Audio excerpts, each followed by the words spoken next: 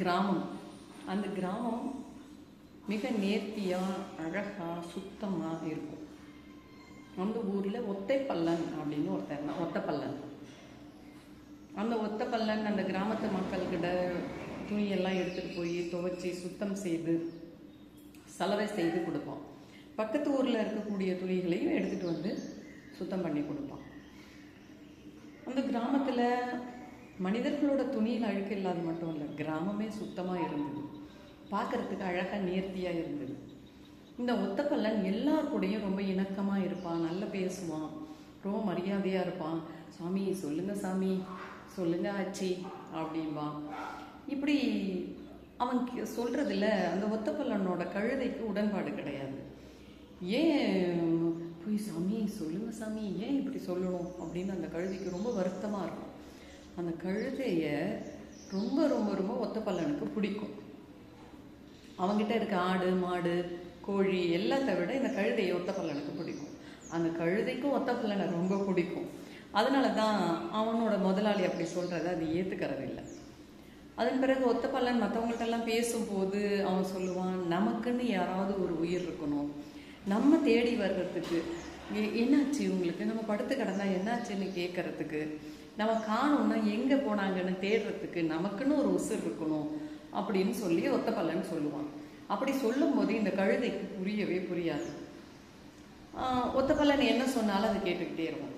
ஒரு நாள் ஆத்தங்கரையில் ஒத்தப்பல்லன் துணியை துவைச்சிட்டு ரொம்ப வேகமாக குரல் எடுத்து ரொம்ப சந்தோஷமாக ஒரு பாட்டு பாடுறான்.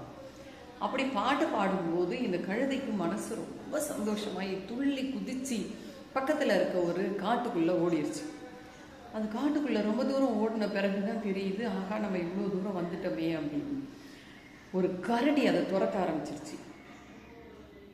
கழுதை ரொம்ப பயந்துருச்சு. கரடி துரத்துதுன்னு ரொம்ப ரொம்ப ரொம்ப வேகமாக ஓடுது. நம்ம மனிதர்களும் அப்படி தானே, யாராவது நம்ம துரத்துனாங்க, யாராவது பயந்துட்டாங்க அப்படின்னா அவங்களுடைய வார்த்தைகள் அவங்கள அதிகப்படுத்துறது, துரத்துனாங்கன்னா வேகமாக துரத்திட்டு போகிறது மனிதர்கள்ட்டே இருக்குது, விலங்குகள்கிட்ட இருக்காதா. அந்த கரடியும் வேகமாக துரத்துச்சு. ரெண்டும் செம்ம வேகமாக ஓடிட்டு இருக்கும்போது ஒரு புதக்குழிக்குள்ளே ரெண்டும் விழுந்துருச்சு. அந்த புதக்குழிக்குள்ளே விழுந்த பிறகு கொஞ்ச நேரம் பார்க்குது, ஆஹா நம்ம புதக்குழியில் விழுந்துட்டோம், என்ன பண்ணுறதுன்னு தெரில. கரடி ஓன்னு கத்த ஆரம்பிச்சிருச்சு. பயங்கரமாக கத்துது. என்ன பண்ணலாம், மேலே கரையேறதுக்கு ட்ரை பண்ணி பார்க்குது.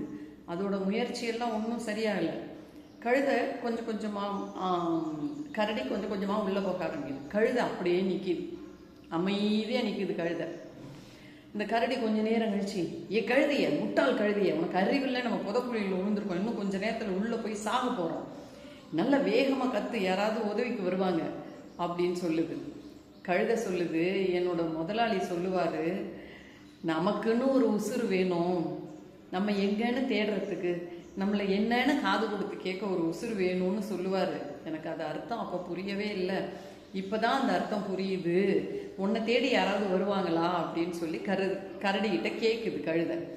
கரடி சொல்லுது, அப்படியெல்லாம் யாரும் வரமாட்டாங்க அப்படின்னதும், பாரு கொஞ்ச நேரத்தில் என் முதலாளி என்னை தேடி வருவார். அதே மாதிரி அவனோட முதலாளி உள்ளே வராங்க. அந்த ஒரு கயிறை போடுறாரு.